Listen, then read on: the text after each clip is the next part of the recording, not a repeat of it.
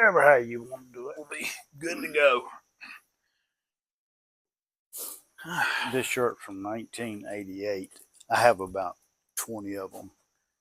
We were headed to the playoffs, and I got all the kids' shirts. But this is my saying that I generated. I love it. But I still wear them every day. Look, and honestly, that's one when, at the end, if you want to bring it up, have at it. That's all my kids, a lot of them former players, and they'll, when they text me, they'll say this or something like that. It's pretty cool. But isn't that the best, though, when you hear from former players? And it's out of the blue. You might get a text, just, hey, how's it going? You might go play golf with them, all that kind of stuff. But that's always my relationships. Relationships, yeah. It's good. It's good. You ready? Yeah, I'm ready. There we go. Welcome back. This is Billy with Coach Dooley's List. And once again, if you're enjoying these coaching videos, please like and subscribe to the YouTube page and follow us on all of our social media platforms. Today, I have the wonderful pleasure of being here in Madison, Georgia with Coach Kenny Moore. Coach Moore, thank you for taking the time, sir. I appreciate you. Billy, you could have gotten a better candidate. No. But I appreciate being with you. No, I love it. I'm excited about this, and I know a lot of people are excited about seeing this too.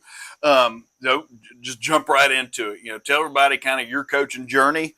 Where all you been and what you're doing now. Well, Billy, I'm from Valdosta, and in the '70s, I coached at Lowndes Middle School, and then I was actually going to college and running the program because. The principal actually paid me out of the drink machine $200 to run the middle school program. And I thought I was getting rich. But Butch Brooks, who's coordinator at Valdosta High School, left to take the job at Washington Wilkes. And I came with him in 80 or 81, I don't know, one of those years, as offensive coordinator. And I was with Butch for 4 years, and then I took the head coaching job at Monticello High School. That was my first job. I stayed there 2 years, had the opportunity to go a couple of gigs in there, and I chose to go to Jackson High School, was there 8 years, and then had the fortune to come to Morgan County and retired here in 2013. I was fortunate enough to never get fired. that was amazing. But came here to Morgan County, wonderful system, and the rest is history. And I've been retired since 13. 13. Yes, sir. Getting started, I think that's amazing. You said got paid out of the drink machine. Oh yeah. And that people think about that now. Drinks are $2, maybe $2.50, and they were probably a nickel. Maybe back then. Well, Billy, I don't know. I do remember when they were 6 cents, but they were probably maybe a dime, 15 cents, sure enough. And that was the only money he had, only supplement he had. And he said, Coach, I can give you $200 out of the drink machine. I said, sold. And we went to work. I love that. And, in all those years, you stopped, you kind of always start to think about, hey, what do you want your programs to be known for? So, when you got to Morgan County, you spent a lot of time there. What did you want your football teams to be known for at Morgan or anywhere, really? First, let me say this, Billy. I think that I was brought into the business to rekindle programs. I was head coach 22 years at 3 different schools. And had the opportunity to move on and make some choices along the way as to where I wanted to coach, where I wanted to take my family. My wife and I had 3 children, been married 51 years. That's awesome. Bless her heart. But when we got to those programs, they had some misfortune. And I don't talk bad about anybody. Try not to. They had some misfortune, whether it was the board not supporting them or whether the work wasn't done, whether they didn't have the athletes. But anyway, we had to go in and rebuild programs. And that's what I did for my 22 years. And we were able to have we were able to be in the playoffs 19 out of the 22 years, and felt fortunate. We never had a lot of great athletes. I think I had 3 Division I kids in 22 years, but we had kids that were good country kids. They wanted to be there on Friday night. Football still meant something to the community. Uh, and it meant something to them because they could come back 20 years later at the class reunion and share with the classmates, oh, this is what we did on a certain date, and you remember that game and things of that nature. But I always thought our teams, and I had any success I had was because of the kids and because I had great staffs. I was able everywhere I went. The superintendent, when he came in and hired me, I said, well, this is stipulation. I said, I bring my whole staff, and my wives are guaranteed jobs because a lot of them taught school, or they're guaranteed jobs when we get there. So I had great staffs and great support groups and things of that. But we were able, I mean, we went to one school, and when the certification guy came for the helmets and things of that nature, we had 2 helmets that were NOCSI approved. So that means we had to, and the superintendent told me, he said, anything you need, if you have whatever, we'll buy it. You know, get things started. Well, the first spring I had 126 out at a small school. Yes. And because I sat down when I would go into a situation, I sat down and I asked the superintendent, I said, I need to meet with every class beginning in 7th grade. I want to meet with all the boys there in the 7th grade separately, 8th grade, 9th grade, and so forth. And I would give them my spiel and tell them the expectations and what we were going to do. And so hopefully I generated a lot of interest there. In fact, when I came to Morgan County, I did the same thing. And 5 of my starters the first year came from the band. Now, that being said, well, not 5 from the band, but 5 from the band and the basketball team. But they were really good athletes. I knew we needed to have them in our program to have any success.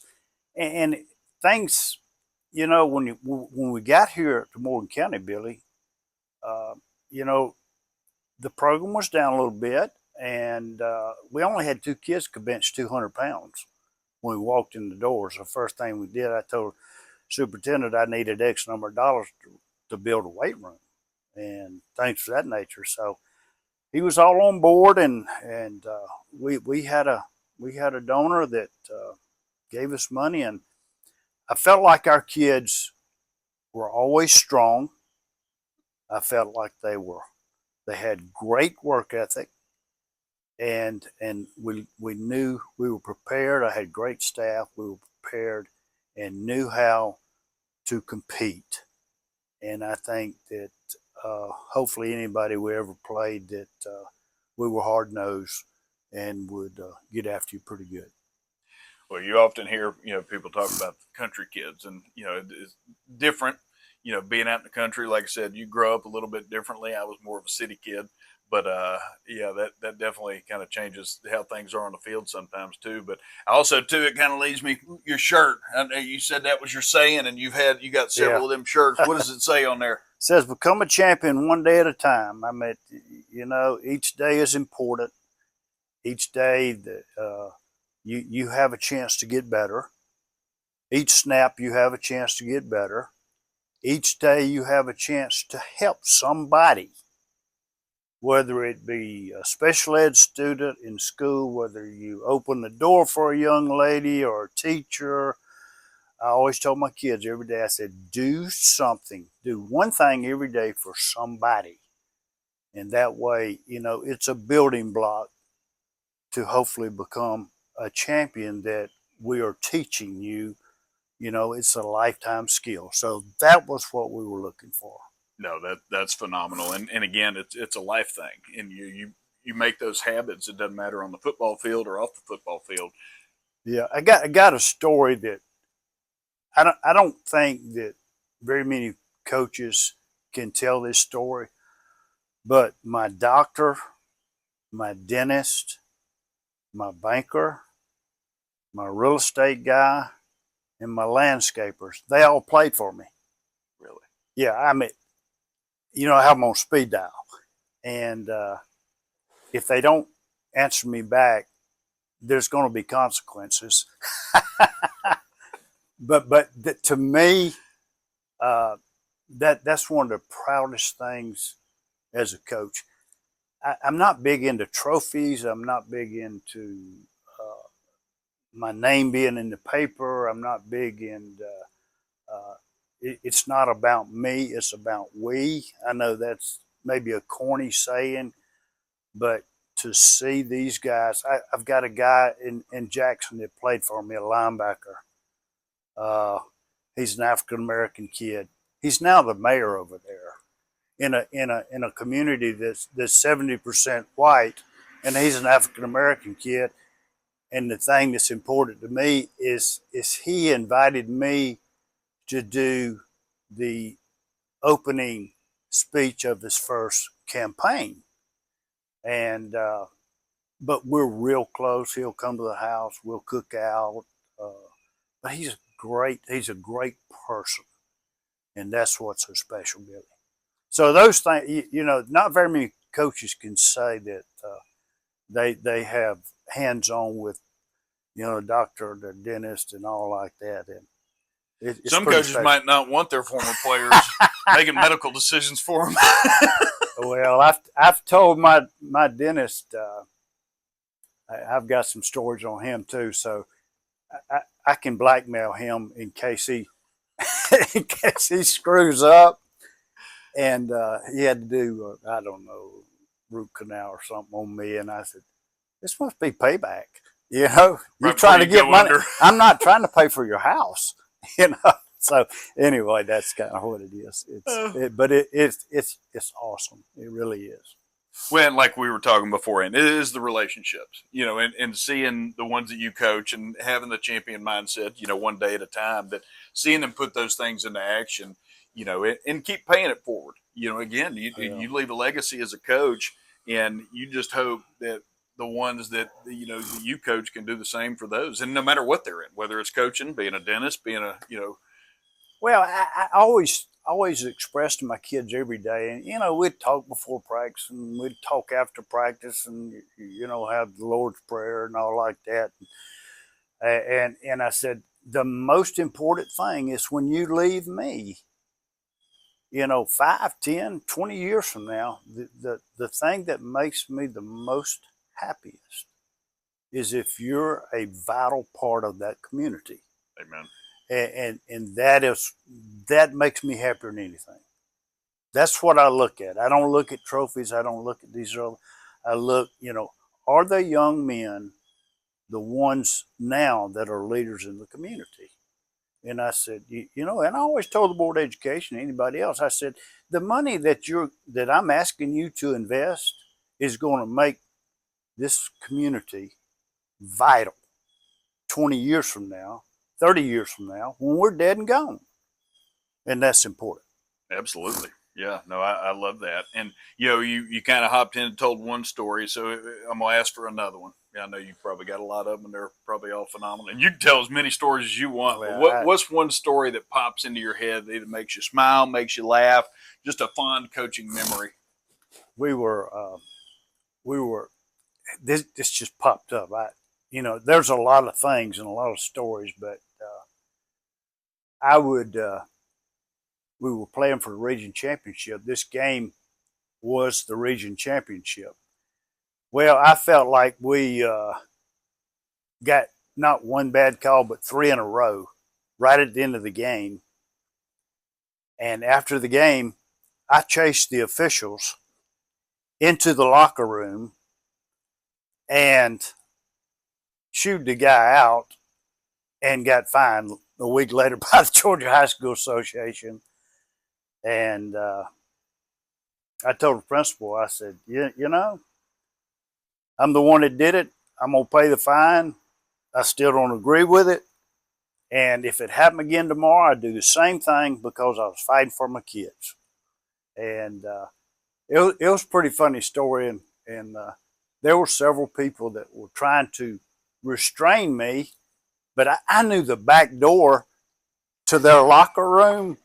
And so I went to the back door while the principal and another buddy of mine, Coach Richardson, God rest his soul, a good friend of mine, they were trying to hem haw and stop me from going in, but I sneaked around the other way and got in. Back door. Yeah, and we all do things, but it's all about what's right, what you feel's right. Your kids need to know that you're always fighting for them, Yep. and then they'll fight harder for you. But that's just one thing that popped up, Billy. I have a million, but that just was off the tip of my tongue. I've had kids to call me, and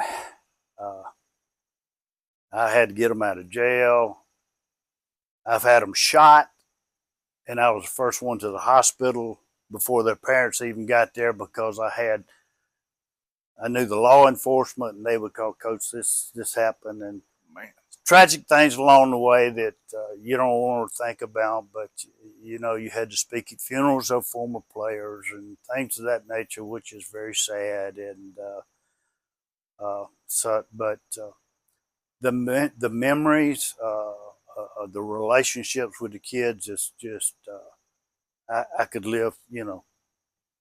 I feel good about the relationships I had.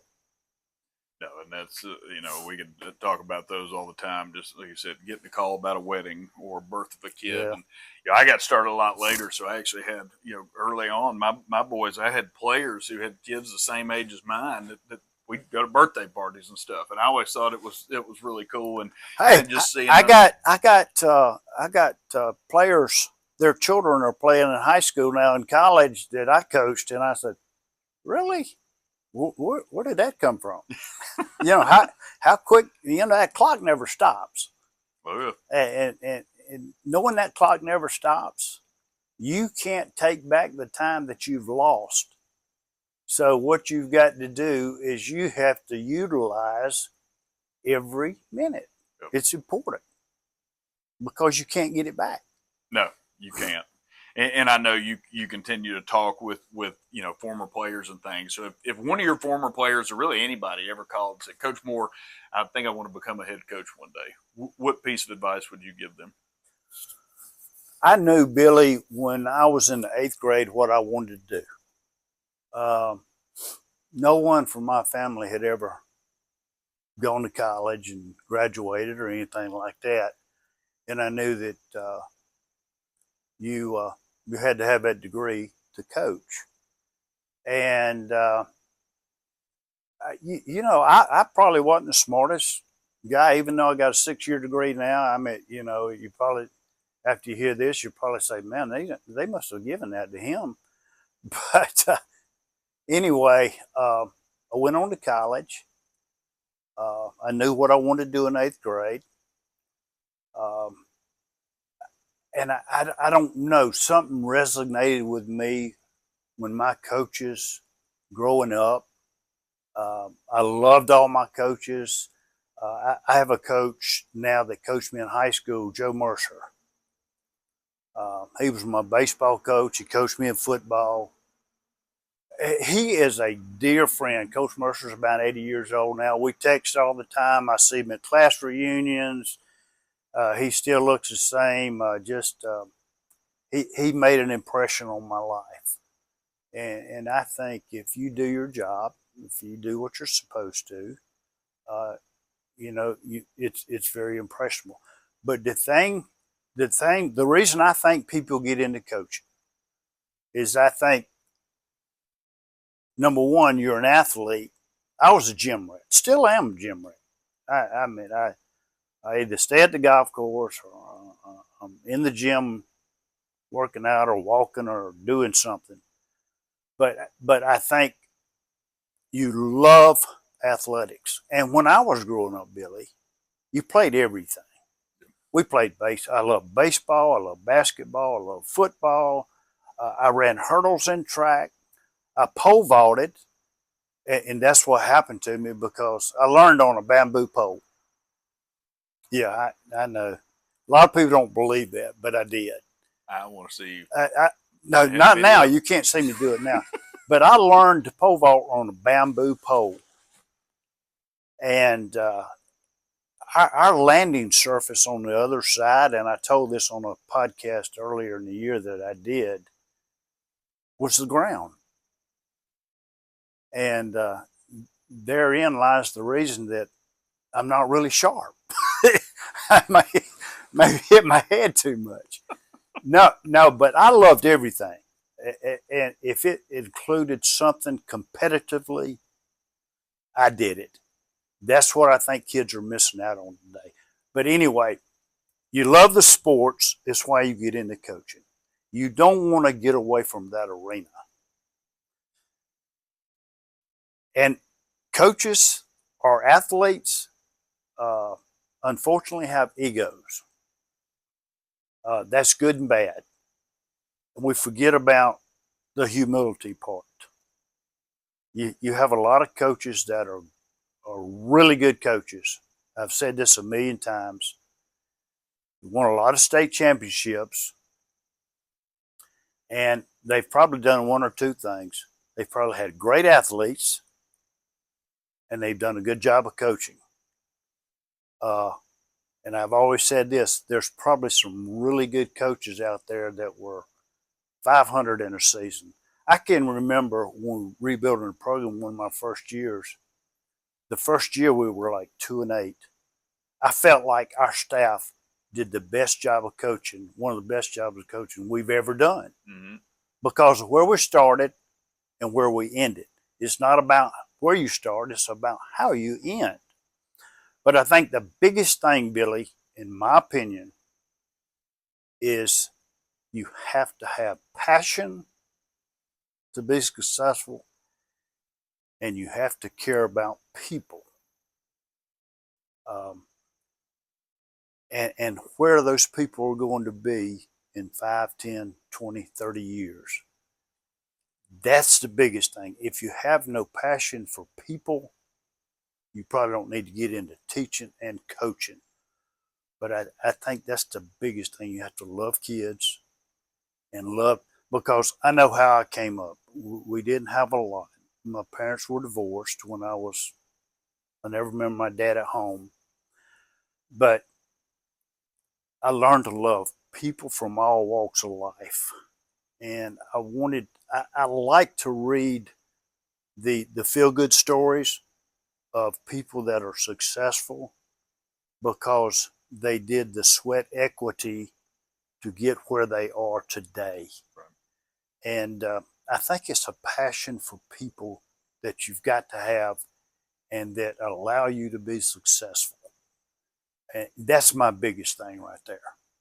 No, and I totally agree. And I've never heard anybody put it that way. But if you can't build those relationships, it doesn't matter X's and O's and all the other kind of stuff.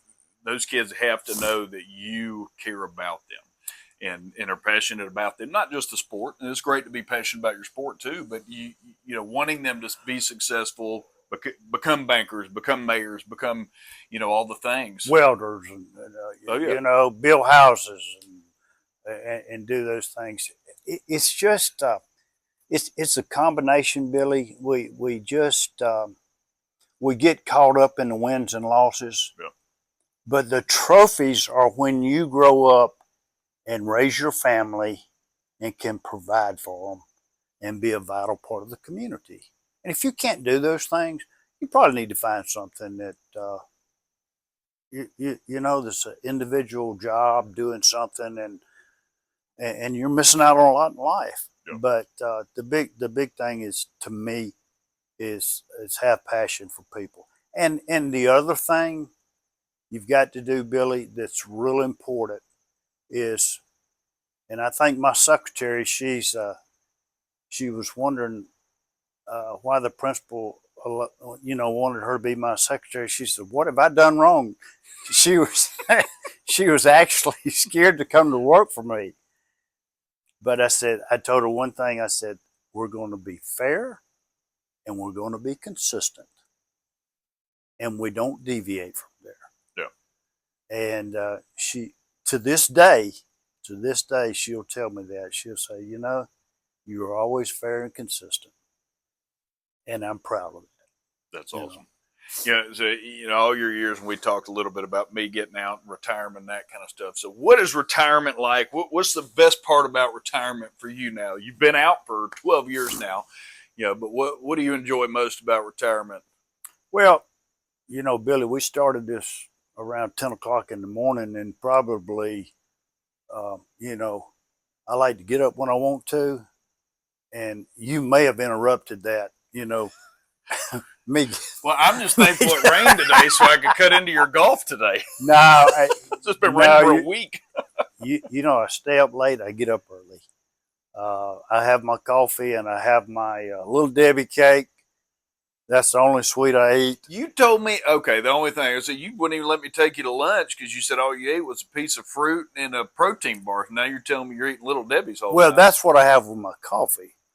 Now, then I'll have my oatmeal, and then I'll have a piece of fruit and protein bar, and then with my wife and I'll have, a good supper. But, when you get old as I am, you got to try to maintain. But yeah, we, Billy, I play golf, involved with the church. I have 9 grandchildren, ages 4 to 22. And in fact, my grandson started varsity football this year, and they got a game Thursday. My oldest grandchild just graduated from the University of Georgia. Her sister just is entering the University of Georgia. She's going to be on the cheerleading squad. So there's a lot of things to do. Well, I hate that I got you out of bed, but No. I'm going to come back for round 2 where I'm getting to talk to a lot of, not a lot yet, but some retired coaches. I talk about coming back and doing just stories or come back. But I'll make sure if I do that, I'll come after lunchtime. No, and I'm not good. Too early.